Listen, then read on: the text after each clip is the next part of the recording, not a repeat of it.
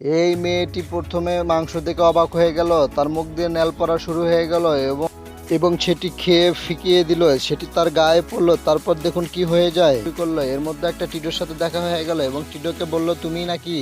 তারপর মুখ খুলে দেখে যে না, তখন ভয়ে পালিয়ে যায় এবং পিছন থেকে সে মেয়েটি আবার বেরিয়ে আসে। এরপর মেয়েটি তখন ফোন করলো, এদিকে সাইকেলওয়ালা মুরগি নিয়ে চলে গেল।